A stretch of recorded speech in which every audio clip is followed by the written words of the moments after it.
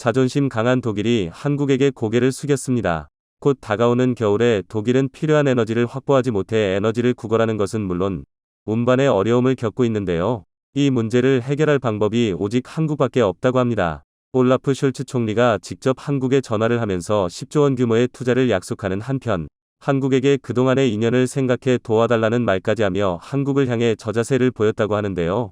대체 독일에서 무슨 일이 일어나고 있으며 왜 독일이 한국에게 이렇게까지 매달리는지에 대해 지금부터 자세하게 설명해드리겠습니다. 러시아 우크라이나 전쟁이 장기화되는 가운데 속이 타는 국가가 있습니다. 바로 독일이 그 주인공인데요.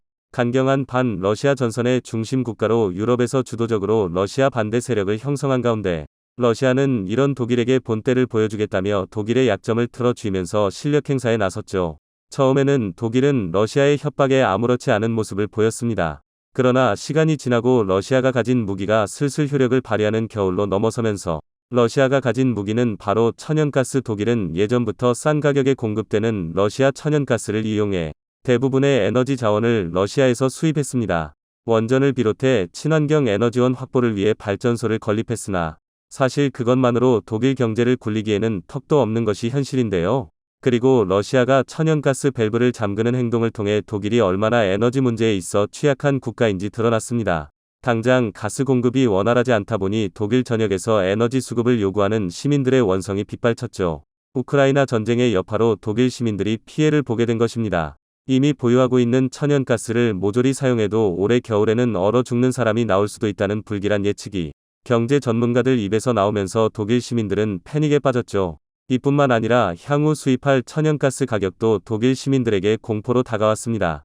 독일 가스 가격 비교 포털 체크24는 작년 독일은 4인 가구 기준 174만 원의 비용을 지불해야 했지만 2022년에 들어서 534만 원을 내야 한다고 말하며 독일 에너지 산업에 큰 위기가 닥쳐왔다고 표현했는데요. 실제로 로베르트 하베크 독일 부총리 겸 경제장관은 기자회견을 통해 부담금은 독일 경제가 져야 할 의무라고 표현하며 이에 더해 부담금이 없다면 독일 에너지 시장은 붕괴할 것이라는 표현을 써가며 시민들 역시 천연가스에 의존하는 것에서 벗어나 새로운 에너지원을 찾는 등 정부를 의존하는 것이 아니라 개인이 에너지 수급을 위해 나서는 모습을 보였죠. 과거의 유물로 생각되던 땔감이 다시 독일 사회에서 인기를 끌며 주요 에너지원으로 복귀하는가 하면 석탄을 비롯한 갈탄 수입이 늘어나면서 해외 직구로 품질 좋은 석탄 수입에 독일 국민들이 나서는 등 대체 에너지를 찾는데 독일 시민들이 주력하고 있습니다. 독일 시민들이 스스로 해결 방법을 찾아 나서는 것에 더해 독일 정부도 이 문제를 해결하기 위한 나름의 대책을 강구하고 있는데요. 가장 먼저 내세운 정책이 바로 LNG 터미널 건설입니다.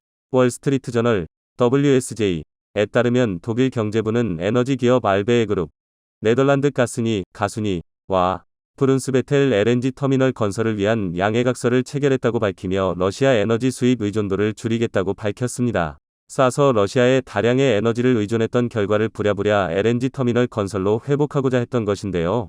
독일 북부에 위치한 브룬스베텔 LNG 터미널이 안정화되면 여기서 공급받는 연간 LNG 양은 80억 입방미터에 달할 것으로 예측됩니다. 하지만 이것도 시간이 지나야 안정화된다는 차원에서 점점 다가오는 겨울 에너지 대란을 극복하기에는 부족한 방법이었죠. 급한 마음에 독일은 에너지 수입을 논의하며 캐나다와 합의를 통해 액화천연가스, LNG 수입을 서두르게 되었습니다. G스탱 트리도 캐나다 총리와 만난 올라프 숄츠 총리는 캐나다 동부 해안의 LNG 터미널에서 천연가스 수입을 결정지었죠. 겨우 숨 돌릴 수 있다고 생각한 독일에게는 그러나 또 하나의 문제가 닥쳐왔습니다. 바로 이 LNG를 실어와서 독일까지 견인할 LNG 운반선이 없다는 것이었습니다. 올라프 숄츠 총리는 한숨을 쉴 수밖에 없었죠. 현재 LNG 운반선의 최강자는 대한민국입니다. 한국을 무섭게 쫓던 중국이 스스로 기술 한계를 드러내면서 주춤하던 사이 한국은 기술 격차를 벌리며 업계 탑을 유지하는 데 성공했죠. 올해 상반기 글로벌 액화천연가스 운반선 발주량은 작년 상반기 대비 400% 이상 늘어난 것에서 이를 확인할 수 있습니다. 국내 조선업계를 대표하는 주종인 LNG선은 이제 명실상부 한국이 장악하고 있습니다. 전 세계에서 발주된 LNG선 10척 중 7척이 한국에서 수주되었고 만들어지는 것을 보면 이를 잘 알 수 있죠. 조선업계에서 한국이 우위를 차지할 수 있었던 것은 바로 기술. 영하 163도의 극저온 탱크에 저장해 천연가스를 운반해야 하는 과정이 반드시 필요하지만 이 기술은 섬세함을 요구합니다. 만약 이 과정에서 설계가 잘못될 경우 배가 두 동강 날 수 있기 때문이죠. 그래서 해상 폭발 사고도 이어질 수 있는 만큼 안전성과 탁월한 저온 탱크 기술이 반드시 필요한 분야가 바로 LNG 운반선 분야입니다.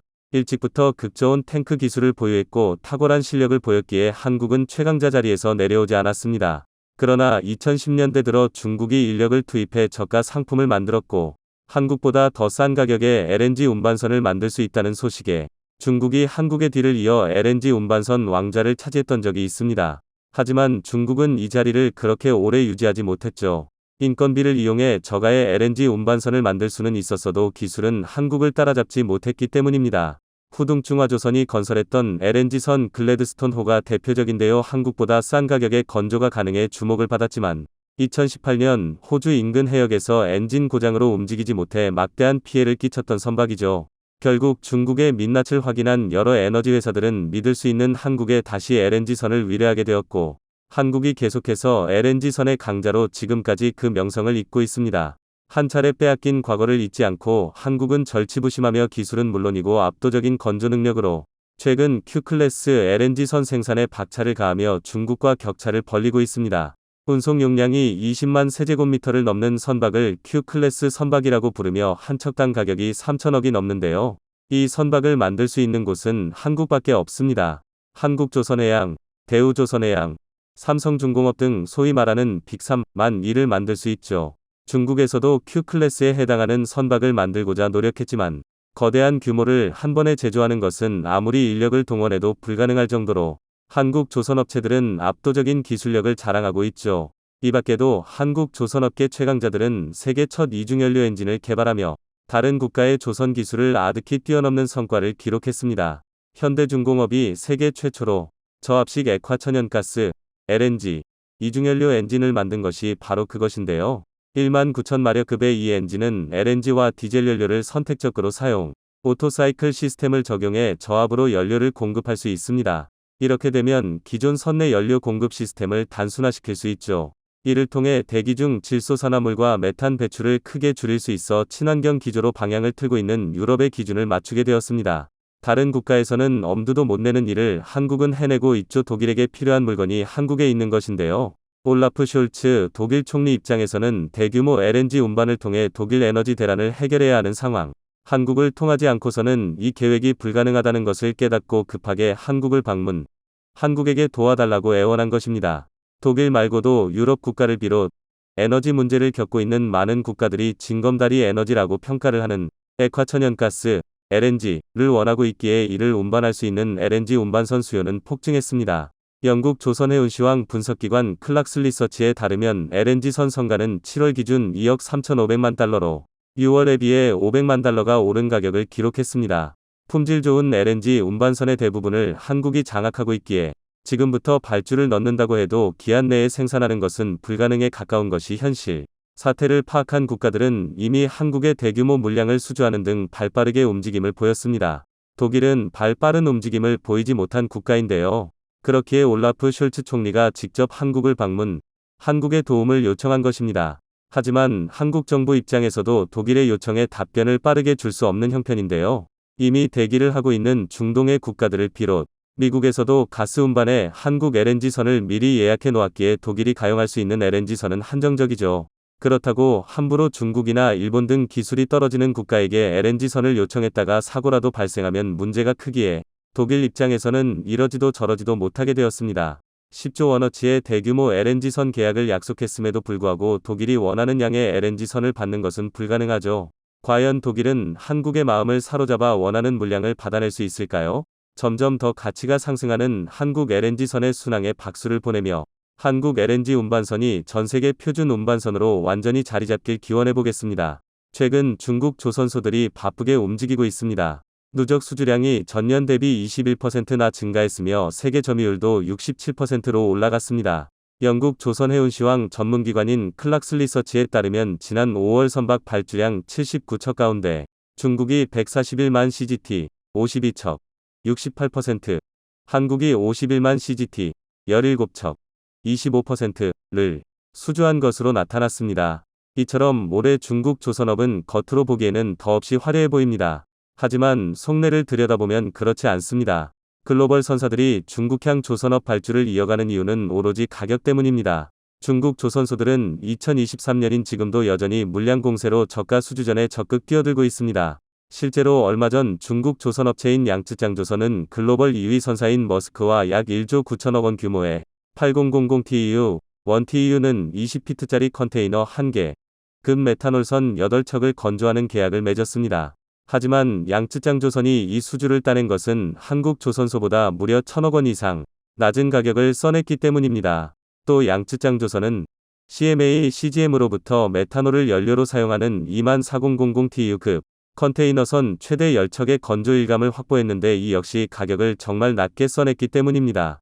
그러나 질보다 양으로 승부하는 중국 조선사들의 저가 공세는 한계를 드러낼 수밖에 없습니다. 선박의 질은 직접 운행하는 항해사와 기관사들이 가장 잘 알고 있습니다. 그런데 오래전부터 항해사나 기관사들이 중국에서 건조한 선박의 매우 낮은 품질과 잦은 고장으로 인한 애로사항을 토로하고 있습니다. 글로벌 선박의 선주들과 항해사들은 중국이 건조한 선박에 대해 강한 불만을 드러내고 있는 상황입니다. 하지만 이런 분위기를 아는지 모르는지 저가 공세로 점유율만 늘린 중국 조선사들은 그 어느 때보다 자화자찬에 여념이 없습니다. 중국은 최근 조선공업의 꽃이라 불리는 고부가가치 LNG선 시장에서 선두를 달리고 있는 한국을 추월할 수 있다는 착각에 빠져 있습니다. 중국 계면신문은 얼마 전 세계적인 탈탄소 흐름과 우크라이나 전쟁 영향으로 LNG에 대한 수요가 급증하면서 LNG선에 대한 신규 주문이 폭발적으로 늘고 있다. 중국이 LNG 선박 건조의 선두주자 한국 조선업 추월에 대한 기대감을 높이고 있다. 고 보도하며 분위기를 띄우고 있습니다. LNG선은 고기술, 고난도, 고부가가치 선박으로 항공모함, 크루즈선과 함께 조선업계의 3대 꽃으로 불립니다. 한국 조선업계는 작년부터 올해까지 LNG선 글로벌 수주 시장에서 선두를 달리며 고부가가치 조선은 한국이라는 이미지를 강하게 심어주었습니다. 그런데 중국에서는 최근 한국 조선소의 자금난과 노동력 부족으로 LNG선 생산이 쉽지 않으며 이것은 중국 조선업계의 새로운 기회라고 홍보하고 있습니다. 그러면서 건조기술로 보면 한중 두 나라는 큰 차이가 없다. 기술 성능, 건조효율, 인도시간에서 한국 기업과 같은 수준이라는 망언도 서슴지 않고 있습니다. 하지만 이것은 어디까지나 중국 조선업계의 희망사항일 뿐 고부가가치 선인 LNG선 건조에 있어서 기술과 건조효율, 특히 납기일을 맞추는 신뢰에 있어서 중국은 한국보다 한참 뒤져 있습니다. 그 결정적인 계기는 바로 충북 국영조선그룹 계열조선소인 후동중화조선이 건조한 LNG선인 CESI 글래드스토노 폐선 사건이었습니다. 2018년 6월 중국의 후동중화조선이 건조한 LNG 운반선 CESI 글래드스토노는 첫 항해인 시험 운행을 했다가 호주 근해에서 배가 써버리는 굴욕을 당했습니다. 후동중화조선은 황금이 중국인 수리공들을 호주 근해에 급파했고 몇 달 동안 수리를 했습니다. 그런데 끝내 수리하지 못했고 결국 폐선을 결정하고 말았습니다. 최종 보고서에는 수리비가 새로 건조하는 것보다 더 많이 나온다는 진렬한 핑계가 사족으로 달려 있었는데요. 정말 수리비가 이유였다면 수리공들이 몇 달 동안 매달릴 이유가 처음부터 없었습니다. 결국 기술력 부족으로 고치지 못한 것인데요. 대체 시험 운행을 하다가 배가 써버릴 정도면 얼마나 허술하게 만들었는지 상상조차 되지 않습니다. 보통 LNG 운반선의 수명은 수십 년이고 한 채를 만드는데 기본 1000억 원 이상의 건조 비용이 듭니다. 보통 몇 년에서 몇십 년 쓰다가 중고로 팔고 새 배를 건조하는 것이 선박업계의 관행입니다. 그런데 건조한 지 불과 2년밖에 안 된 배가 호주 앞바다에서 퍼져버렸으니 중국 후동중화조선의 선박을 믿기 어렵다는 여론이 확산되게 됩니다. 더구나 CESI 글래드스토너는 중국 국영선사인 코스코와 중국 국영석유회사인 시노펙이 함께 발주했지만 일본 3대 해운사인 몰, 도 선박 건조의 핵심적인 역할을 수행했습니다. 몰은 중국 조선소에 일본 기술 전문가를 배치하고 중국인과 일본인 등 다국적 인력으로 구성된 조선감독팀을 만들어 신규 건조 LNG선의 안전성과 품질을 확보했다고 홍보했습니다. 즉 이 배는 일본과 중국의 합작품이라고 볼 수 있습니다. CESI 글래드스톤을 시작으로 2016년부터 2018년까지 총 6척의 신규 건조 LNG선이 인도될 예정이었는데요. 그런데 6척 중 첫 번째 배가 이 모양이 됐으니 이 사건 이후 중국 조선업계의 이미지는 땅에 떨어졌고 중국 조선업계는 한동안 외국에서 일감을 못 얻었을 정도로 심각한 타격을 입었습니다. 이후 중국 정부가 제로금리 수준의 파격적인 금융 혜택을 주면서 외국 선주들의 마음을 사기 위해 갖은 애를 썼지만 중국 조선업이 고부가가치 LNG선을 잘 만들 수 있을까 의구심은 여전합니다. 더구나 이런 유사한 사건은 2017년에도 있었습니다. 프랑스 선사 CMA CGM0 2017년 중국 선박공업 CSSC에게 발주했던 9척의 23000TEU급 LNG 추진 컨테이너선은 두 차례나 인도가 지연됐습니다. 인도 지연 소식이 있기 이전부터 국내외 선박기술 전문가들은 중국의 LNG 추진 컨테이너선 건조 능력에 많은 의문을 갖고 있었습니다. 그런데 우려가 현실이 된 것입니다. 약속이 생명인 글로벌 조선 시장에서 중국 선박공업은 9척의 배를 주문받아 놓고는 제 시간에 인도를 못하고 두 차례나 연기를 했습니다. 이와 반대로 한국 조선소에서 건조한 선박은 완벽한 품질과 납기를 자랑하는 것으로 유명합니다. 일례로 필리핀에 있는 한진중공업 수빅조선소 선박 가격은 국내에서 건조되는 선박보다 가격이 낮게 유통되었습니다. 저렴한 인건비 등 가격을 낮추는 요인도 있었지만 무엇보다 메이드 인 코리아가 아니라는 점이 가격이 낮은 요인이었다는 게 조선업계의 정설입니다. 그만큼 한국에서 건조된 선박 품질을 최고로 쳐줬다는 얘기입니다. 한국이 LNG 분야 글로벌 수주에서 중국을 제치고 독주체제를 갖추게 된 중요한 요인은 바로 화물창 기술에서 독보적인 기술력을 갖췄기 때문입니다. LNG의 기술은 화물창 즉 LNG 저장 탱크 기술에 의해 결정됩니다. 1990년대 초까지는 모스형 화물창을 앞세운 일본 조선사들의 동무되었습니다. 그러다 선체와 화물창을 일체화해 적재 용량을 약 40% 늘린 멤브레인 기술이 등장하면서 LNG계의 판이 바뀌게 됩니다. 한국의 HD 현대중공업은 멤브레인 기술을 개발한 프랑스 엔지니어링 회사 GTT 가즈 트랜스포트 앰퍼샌드 테크니카스와 1979년 기술 협약을 체결하며 LNG 시장을 선점해갔습니다.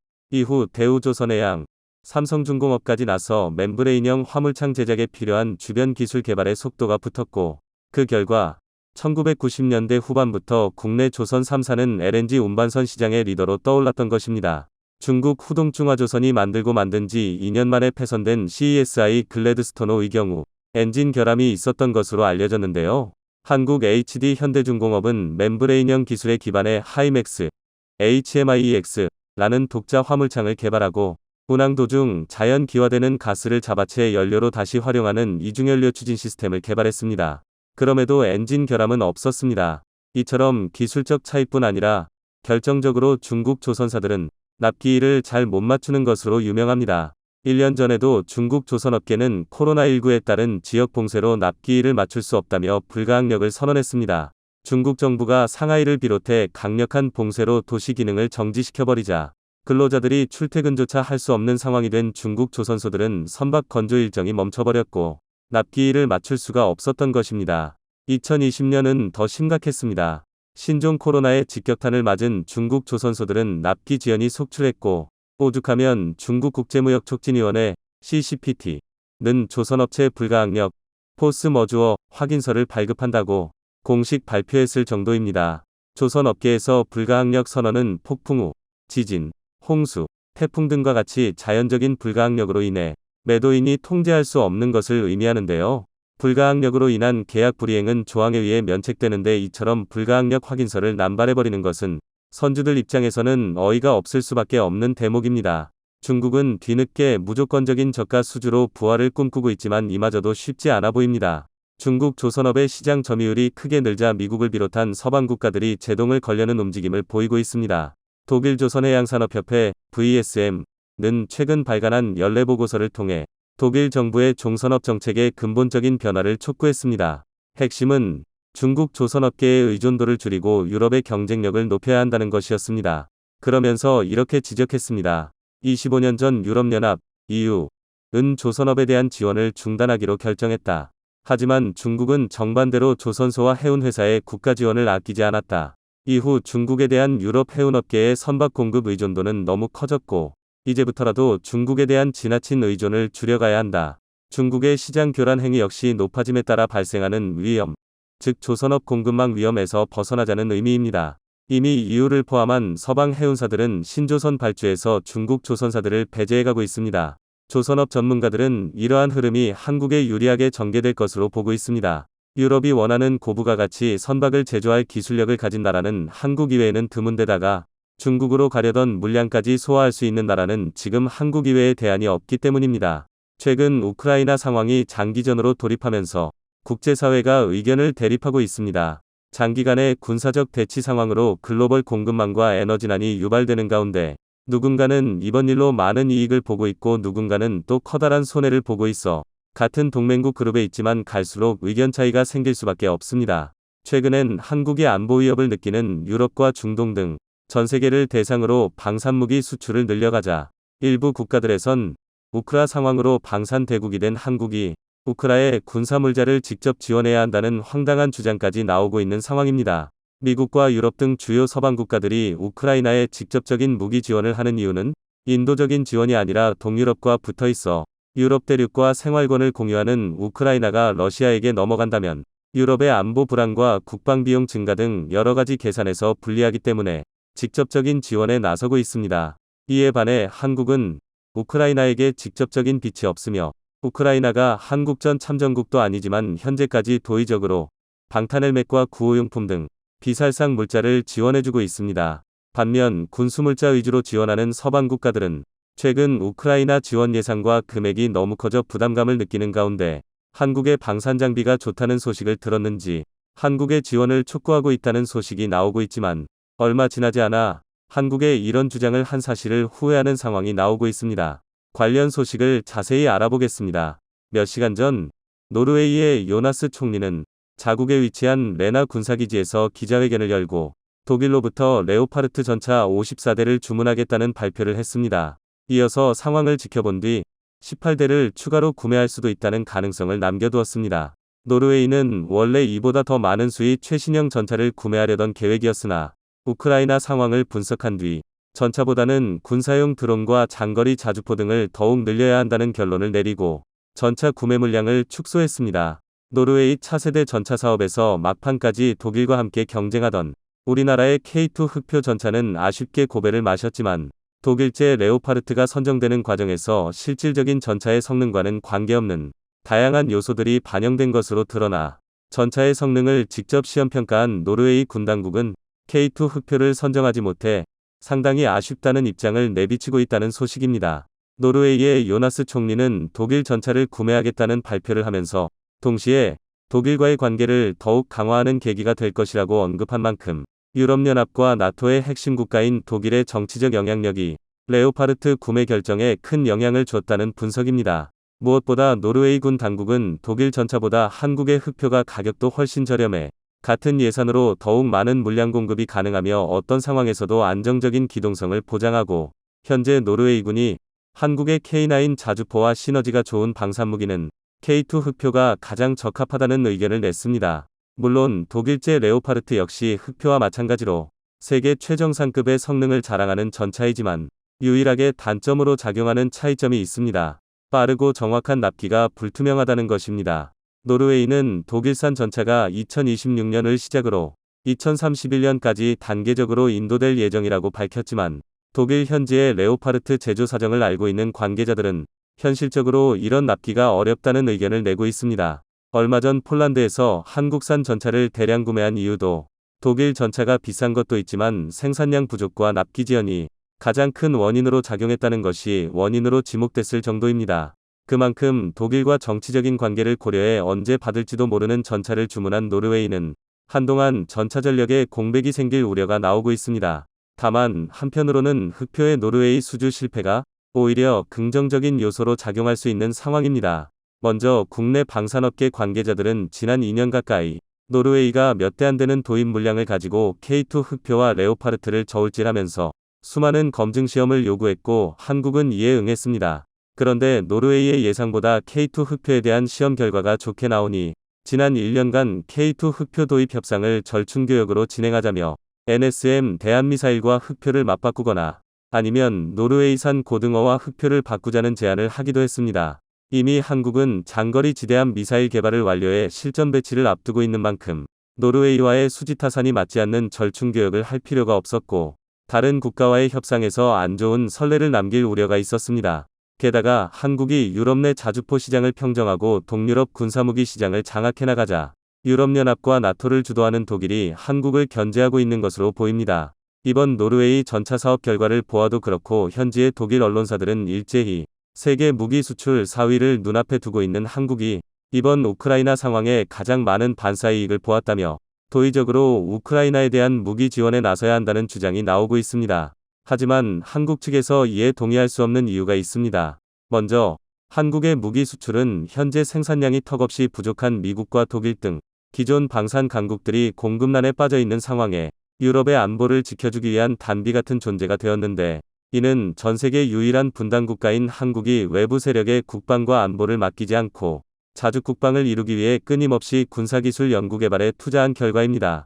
무엇보다 한국이 경제적으로 어렵던 시절부터 이뤄낸 자주국방의 결과물이 지금 우리나라를 지키고 있는 자주포와 전차병력, 잠수함과 전투기, 엄청난 화력의 미사일입니다. 한국의 이런 세계 정상급 첨단 전략 자산은 세계에서 가장 빠르게 가장 많이 만들 수 있습니다.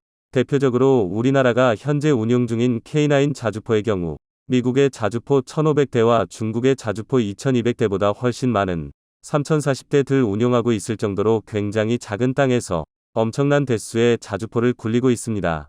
3000대가 넘는 자주포를 전부 관리하기 위해선 매년 실전 같은 훈련으로 즉각적인 전투 투입 준비가 되어 있는 것은 물론 수리와 유지관리 등 지속적인 정비가 필수적이며 생산 능력 또한 갖춰야 합니다. 한국은 유럽의 국가들이 평화 속에서 안일해진 국방력으로 변해가던 와중에도 주변의 강대국들에게 둘러싸여 긴장의 끈을 놓을 수 없는 상황이었기에 이런 생산력을 가질 수밖에 없습니다. 또한 북한과 중국을 비롯한 안보 위험 요소가 있기에 항상 대비하고 있어야 하는데, 한국의 국방물자를 무상으로 지원한다면 가장 좋아하게 될 곳은 북한과 중국이 될 것이고, 한반도 안보 불안을 가져올 수 있어 우크라이나 군사무기 지원은 무리라는 입장입니다.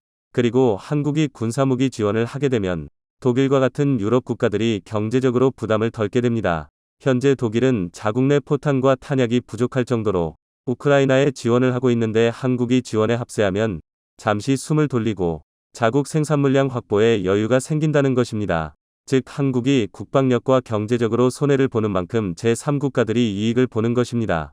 게다가 국제적인 분위기상으로 미국과 유럽 등 서방 세계와 러시아 측이 지속적인 종결 협상을 진행하는 것으로 보여 한국이 섣부른 판단을 하면 국제적으로 낙동강 오리알 신세가 될 수도 있다는 우려도 있습니다. 근본적으로 이번 사태의 원인인 러시아의 확장을 유럽연합 측에서 미리 막지 못한 이유는 지난 수십 년간 러시아산 에너지에 의존하는 정책인 노르트스트림 프로젝트가 진행되었기 때문입니다. 독일의 메르켈 총리가 집권하면서부터 독일 주도로 러시아산 석유와 천연가스를 파이프라인을 동해 운송받자는 계획을 세웠고, 그 결과 독일과 유럽은 러시아산 에너지에 자국 에너지 80%를 의존하는 역사적인 오판을 했습니다. 유럽 대부분의 국가들은 나토에 속해 있고, 나토의 핵심은 러시아를 군사적으로 견제하는 것인데, 군사적 대척점에 있는 러시아에게 국가의 에너지 주권을 내어주게 된 것이 러시아가 유럽 영향권 안에서 마음대로 할 수 있는 자유이용권을 준 것과도 같습니다. 푸틴 역시 사태 초반에 유럽이 우크라이나를 지원한다면 유럽으로 가는 천연가스와 석유를 끊을 것이란 엄포를 놓은 것만 보아도 이번 일의 근본적인 원인 제공은 유럽이 했다는 것입니다. 결과적으로 러시아를 막지 못한 유럽으로 인해 전 세계적인 에너지 가격 폭등이 일어났으며 군사적 충돌로 여러 국가가 손해를 보고 있는데, 왜 이제 와서 한국에게 방산물자를 지원하라는 것인지 납득할 수 없는 상황입니다. 한국은 이미 주변의 강대국들로 자주국방을 하기에도 부족하며 현재 빠르게 납기할 수 있는 유일한 군사장비인 한국산 장비가 탐난다면 정당한 가격과 대가를 지불하고 구매해야 할 것이며, 무상지원과 같은 무리한 요구는 지양해야 합니다. 최근에 나토 사무총장도 한국에 방문하여 나토와 유럽 국가들이 자신들의 힘만으로 우크라이나를 지원하는 데 많이 부족하다며 한국 정부를 향해 군수물자 지원을 촉구했다는 사실이 미국 월스트리트 저널에 의해서 알려졌습니다. 그런데 나토와 유럽의 요구사항을 듣다간 한국은 또 다른 지정학적인 위기를 맞이할 수도 있습니다. 한국의 군방력 공백이 생길 가능성은 물론이고, 북한과 인접하고 있는 러시아 측이 한국에 대한 조치로 북한을 지원한다면 한국에 대한 군사적 위기가 증폭될 수 있다는 것입니다. 만약 이런 상황이 되어도 유럽에서 책임질 가능성도 매우 낮습니다. 따라서 한국은 군사무기를 직접적으로 지원하기보단 방탄헬멧이나 의료용 군수물자 등을 지원하는 방향이 좋을 것입니다. 이번 노르웨이 전차 사업에 흑표가 아니라 레오파르트가 선정됐지만, 노르웨이가 차세대 주력 전차를 시험하는 과정에서 2배 가까이 저렴한 흑표가 성능적으로 레오파르트를 압도하는 부분도 있어 전 세계의 흑표의 우수성을 알리게 되는 계기가 된 것은 물론이고, 노르웨이 군당국은 흑표를 원했지만 정치권에서 독일과의 관계를 고려해 전차를 선정한 것으로 오히려 다른 국가에서 K2 흑표를 선정할 때 성능과 기술력만큼은 레오파르트와 비벼볼 만한 압도적인 전차로 인식하게 되었습니다. 따라서 앞으로 더욱 커져갈 글로벌 전차 시장에 흑표가 더 좋은 성과를 낼 가능성이 높아지고 있습니다.